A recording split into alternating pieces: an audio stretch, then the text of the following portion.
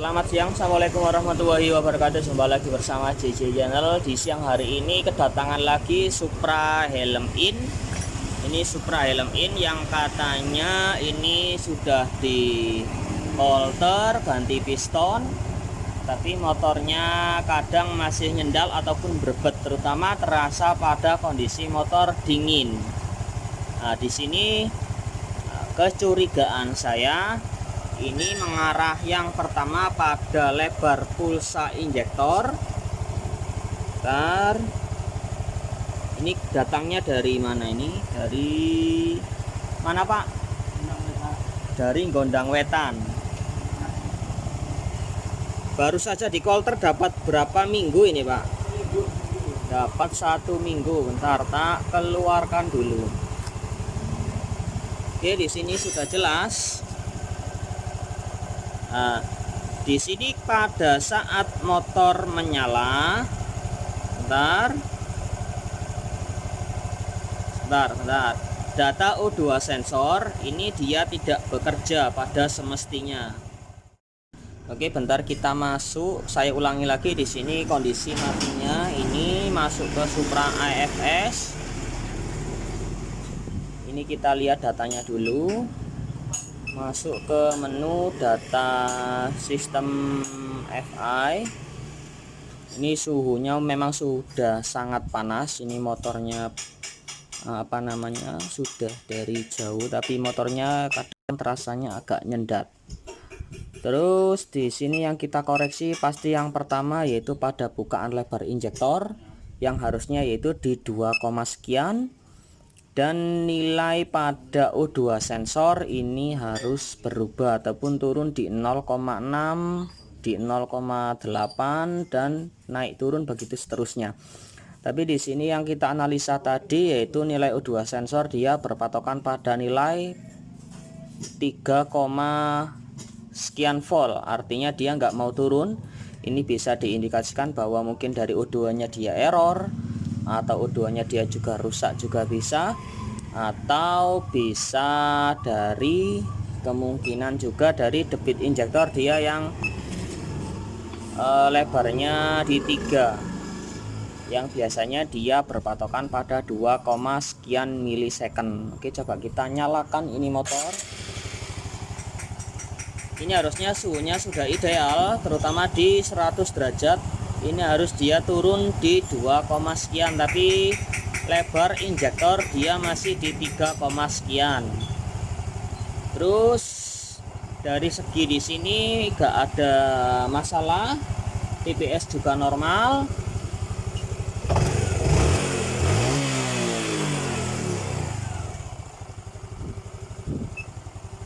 Motornya habis kolter tapi dia nggak enak. Di nilai altitude ini terkunci di atas 1, yang artinya biasanya tekanan full pumpnya dia lemah. Tapi di sini pada tekanan full pump ini masih terbaca di hampir 40, tapi memang nggak nyampe di 40, di bawah 40. Nah, ini bisa diindikasikan bahwasanya si motor ini mengalami kekurangan asupan bahan bakar. Tapi dari segi pengecekan tekanan full pump, kelihatan dia normal, dia hampir di 40, tapi nilai altitude dia di atas 1. Lanjut di sini untuk AFR dan full tram dia nggak bekerja karena O2 nya dia juga di angka merah. Nemu Mas Bondet, ada Mas Bondet?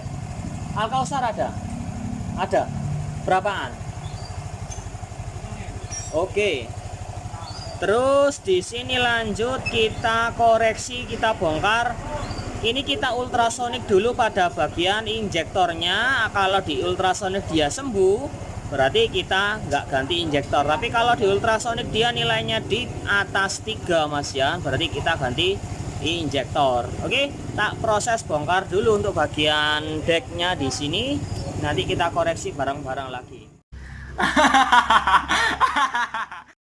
Oke, di sini sudah tak bongkar sebelah kanan saja.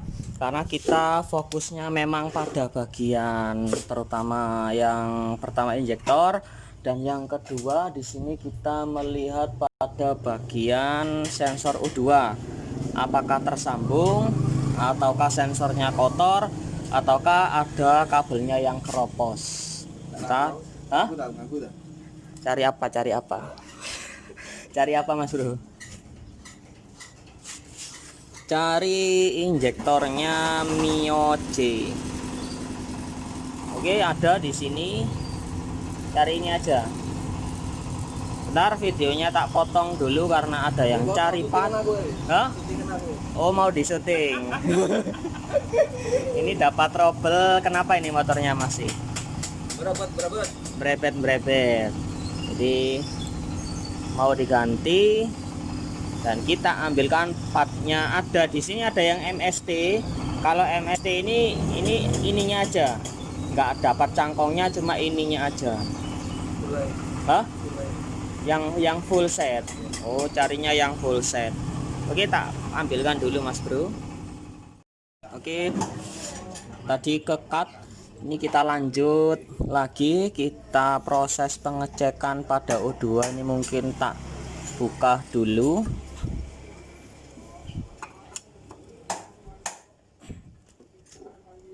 Aduh.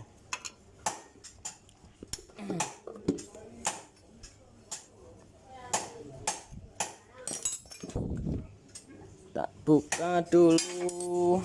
Ntar. Dia taruh Mas Bro.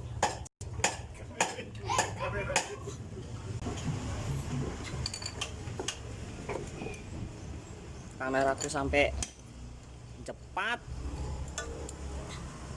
Oke, di sini kayaknya nggak ada masalah.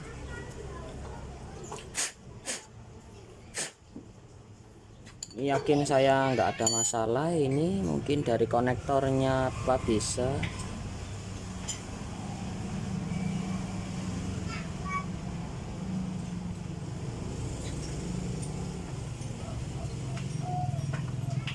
Kalau ini nggak ada masalah. Pak ininya.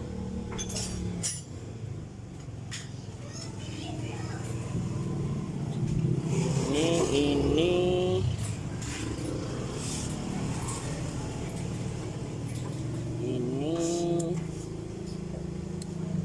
loh, ini Mas Bro, ini kabelnya mungkin tinggal satu bijian sehingga dia keropos. Nah, ini apa namanya, kabelnya ini dia keropos. Oke, berarti ada titik temu di sini. Nanti kita cek ulang pakai datanya scanner.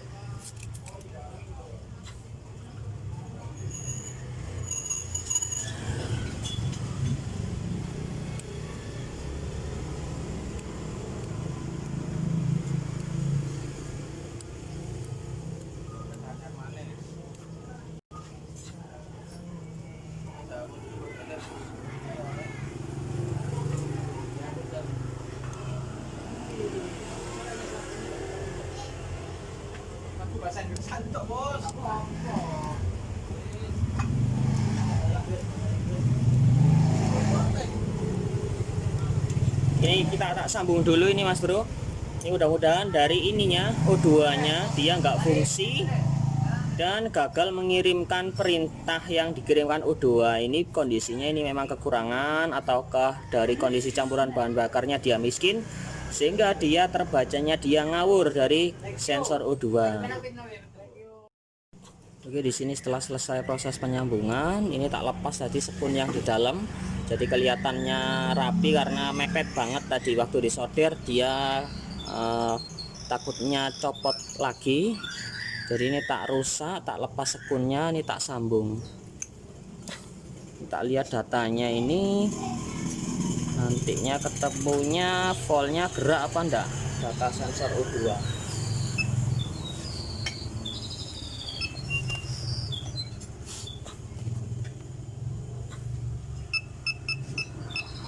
Masuk di Indonesia. di Supra AFS, data sistem, langsung masuk ke O2 sensor.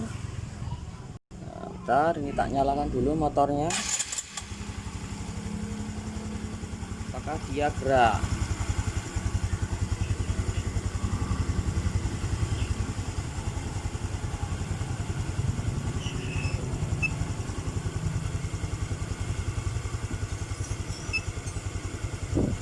Nah, ini dia Mas Bro. Ini dia mulai bergerak menurun. Jadi pembacaan sensor O2-nya dia turun. Mulai dari angka 3 tadi, dia terus menurun sampai mendekati di 0, sekian. Kita lihat injektornya, ini terlalu tinggi. Pembukaannya dia terlalu lebar.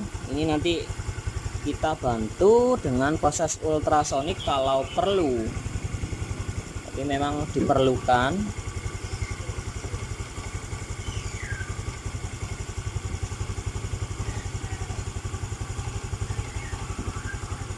Ini kita atur dulu RPM nya berapa, kita setel.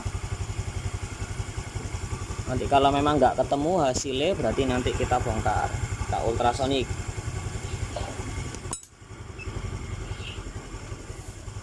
Nah, ini dia gerak. Ini dia sudah mulai gerak dari jalurnya O2. Nah, ini mengapa ada berkaitannya dengan O2 dia nggak gerak, apakah dia bisa menimbulkan berebet? Betul, karena dia sebagai kalkulasi ataupun laporannya hasil pembakarannya ini kan pembuangannya dia jalurnya dari outnya knalpot. Nah, dia menghitung kira-kira dia kalkulasinya pada bahan bakar ini keborosan ataukah miskin bahan bakar. Nanti yang mengelola ini laporannya dari O2. Nah, O2 ini melaporkan ke ECU, nanti laporannya berapa, apakah dia miskin, apakah dia kaya. Kalau miskin biasanya dia motornya agak berebet. Tapi biasanya O2 ini bekerja ketika motornya ini sedikit boros, laporannya dia tinggi. Nah, ini biasanya terbaca mungkin di 1 volt, maka O2 ini akan melamporkan atau perintah ECU dia akan pindah mode.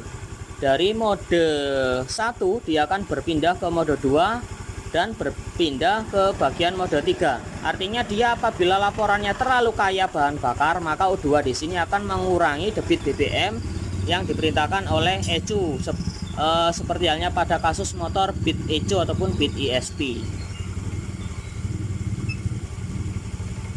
Nah, di sini meskipun di angka injektornya 3, ini bisa saya simpulkan ini motornya pasti dia agak bisa dikatakan 90% dia sembuh.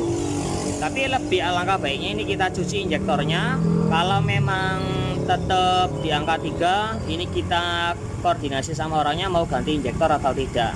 Tapi kalau dicuci insya Allah motornya jadi enakan dari yang sebelumnya. Oke, nanti saya cut dulu setelah proses ultrasoniknya, jadi nggak terlalu durasinya nggak terlalu panjang-panjang. Yang penting O2 nya di sini dia sudah bekerja. Oke, ini tak ultrasonik Mas Bro. Ini kondisi injektornya ini mulai dari awal beli ini nggak pernah diapa-apain. Ini mungkin dari pori-pori injektor ini dia tersumbat. Kita aktifkan dulu solenoidnya.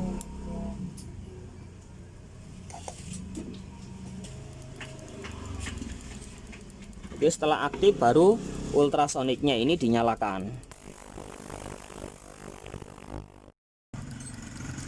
Oke, di sini sedikit banyak kotoran yang keluar dari bagian luarnya badannya injektor, juga bagian dari solenoid atau bagian dalam.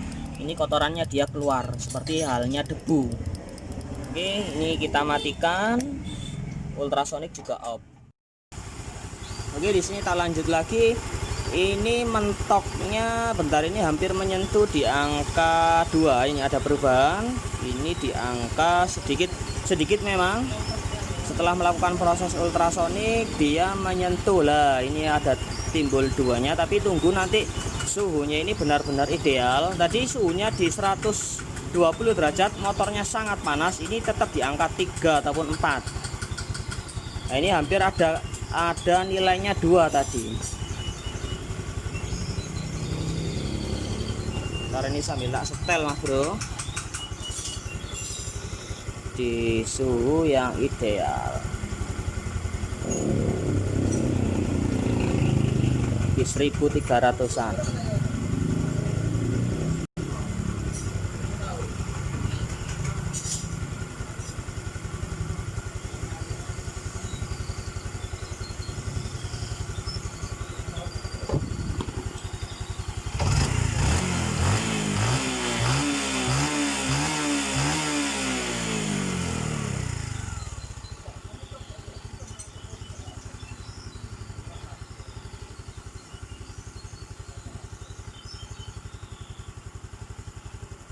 Oke, jadi hanya mengurangi saja yang tadinya agak tinggi, tapi nggak sampai turun di angka 2 sekian, hanya hampir di angka 2. Tapi intinya ini memang injektornya berarti memang minta, sebenarnya bukan minta pensiun, masih bisa dipakai, tapi memang agak sedikit dari memang pori-porinya mungkin sudah dari solenoidnya ini juga sudah melemah. Jadi ini di angka 2 ini Mas Bro. Bentar, ini bisa diperhatikan. Nah, itu ada menyentuh di angka 2 nya. Jadi nggak berpatokan ketika suhunya panas. Ini tadi dia di angka 3. Jadi memang ada sedikit perubahan.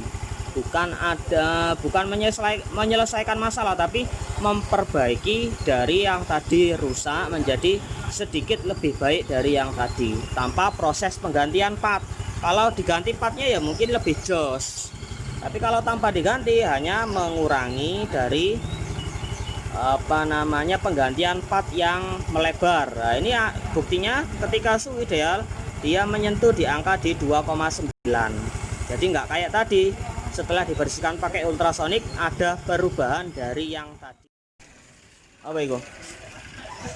175 yang biasa. Oh, 185. Ini kita coba tes dulu.